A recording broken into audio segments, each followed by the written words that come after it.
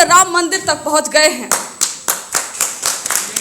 और ये सिर्फ इसलिए है क्योंकि ये ओबीसी के आरक्षण के विरोधी हैं। जैसे हम देख रहे हैं कि एक राममय माहौल बनाने की जो कोशिश की जा रही है, उसमें आप बोल दोगे कि मंदिर क्यों बन रहा है या ऐसा क्यों हो रहा है, धर्म को राजनीति में क्यों मिलाया जा रहा है, तो आपको कह देंगे कि अरे ये तो राम विरोधी है, ये तो धर्म विरोधी है, ये तो आस्था विरोधी है। अगर नहीं होते तो क्या फर्क पड़ता था? ओबीसी आरक्षण ला ही रहे थे, महिला आरक्षण बिल ओबीसी को भी दे देते, ओबीसी महिलाओं को भी दे देते। 3743 जातियां हैं और बिहार के कास्ट सेंसर डेटा के अनुसार हम देखें तो 63-64% ओबीसी आबादी है, उसकी आधा हम देखें तो 32%, मतलब 32% आबादी को आप पार्लियामेंट से बाहर रखकर कौन सा कानून चलाना चाहते हो, कौन सा लोकतंत्र चलाना चाहते हो, आप बताइए।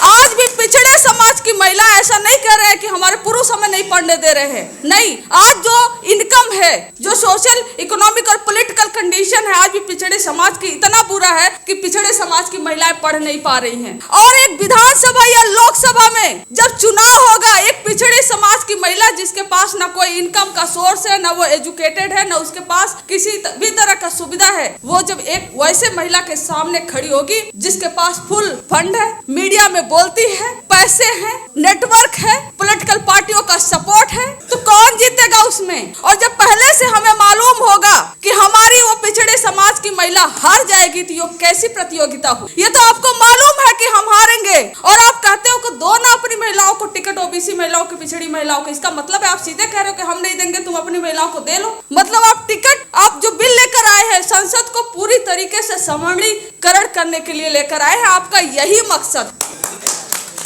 आप चाहते हो जो बचे कुचे ओबीसी के लोग हैं उनको भी वहां से हटाकर अपने ही समाज की सवर्ण महिलाओं को उसमें लाकर रख दे। तो ये एक तरीके का छलावा है जो किया गया है। अब आता है कास्ट सेंसस। कास्ट सेंसस पे इनका एक मत नहीं, कहते कि हम कराना चाहते हैं, कभी कहते हैं ये तो जाति में तोड़ देगा। अरे जब आप कहीं पर यादव सम्मेलन कराते हो भारतीय जनता पार्टी वाले और कहीं पर आप ब्राह्मण सम्मेलन कराते हो तो क्या उससे जातिवाद नहीं फैलता है? लेकिन जातिवाद आपका तभी फैलेगा जब आप कास्ट सेंसस करा दोगे। और उसी कास्ट सेंसस का बिहार में नतीजा है कि जो गरीब है, चाहे वो किसी भी जाति से हो, उनको बिहार सरकार ने 94,33,312 लोगों को उनके खाते में 2-2 लाख रुपए देने का निर्णय लिया है ताकि असंगठित जो क्षेत्र है उसमें वो अपना व्यवसाय शुरू कर सके। आरक्षण को बढ़ाया गया और इसका फायदा बहुत जल्द ही दिखेगा। इसलिए समय की मांग है कि कोटा विद इन कोटा के साथ महिला आरक्षण बिल को या उसको अमेंड किया जाए और जो कास्ट सेंसस हो वो देश भर में कराया जाए। अगर ये आप नहीं कराते हो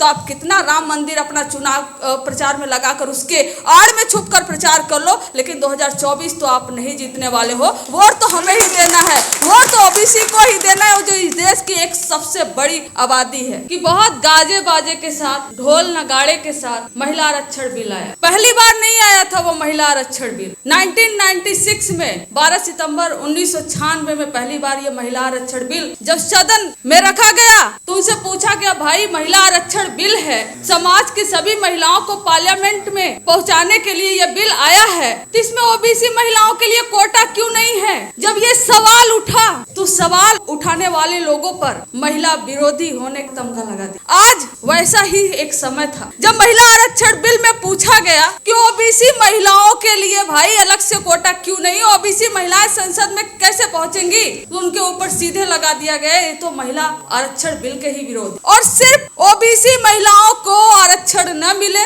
इसके चलते 27 साल से वह बिल पेंडिंग में और रिसेंटली यह बिल पास किया गया। हर बार के जुमले की तरह यह भी एक जुमला निकला कि बिल तो पास हो गया लेकिन ये कब लागू होगा, कागजों से धरातल पर कब आएगा, किसी को नहीं मालूम। उसी तरह जैसे आज के समय में कोई मंत्री बोल देते हैं हम तो 5 ट्रिलियन की इकोनॉमी बनने जा रहे हैं, कोई कहेगा हम 10 ट्रिलियन की बन जाएंगे, कोई कहेगा हम 30 ट्रिलियन की बना देंगे, कोई कहेगा हम 40 की। मतलब इतने ट्रिलियन कि ये कितने भी ट्रिलियन बोल दे सबको एक बराबर ही लगेगा। इनका आज का कोई प्रोजेक्ट नहीं होता, कल का कोई प्रोजेक्ट नहीं होता, साल भर में क्या करेंगे कोई प्रोजेक्ट नहीं होता। इनका प्रोजेक्ट तब होता है जब शायद ये कहना उल्टा होगा कि 2047 तक कितने लोग जो 50-60 साल के होंगे कितने लोग बचेगा, ऐसे ये प्रोजेक्ट बनाते हैं। और फिर वो प्रोजेक्ट एक जुमला निकलता है। हमने देखा बहुत सारे हमने जुमले देखे। तो मैं महिला आरक्षण बिल पर ही बेसिकली बात करना चाहती हूँ। महिला आरक्षण बिल में जब यह विरोध हुआ, अभी बता रहे थे बीएसपी के, इसमें बहन मायावती जी थी, लालू प्रसाद यादव जी थे, मुलायम सिंह यादव जी थे, शरद यादव जी थे। इन्होंने जब कहा कि ओबीसी के महिलाओं को अगर बिल अलग से, कोटा अलग से नहीं दोगे तो यह बिल हम पास नहीं होने देंगे। बिल गया सुधार के लिए, लेकिन सुधार के लिए भी सवर्ण महिलाओं को दिया गया और वो कोई भी अमेंडमेंट नहीं किए, कोई भी सुधार नहीं किए और वापस दे दिए। बोले कि ऐसे ही अभी फिलहाल लागू कर दो, समय की अगर मांग होगी, समय की अगर जरूरत होगी तो भविष्य में ओबीसी महिलाओं को कोटा दे दिया जाएगा। ये उसी तरीके से था जैसे देश आजाद हुआ, ओबीसी को अलग से रिजर्वेशन नहीं दिया गया, उसके लिए 1990 का इंतजार किया गया।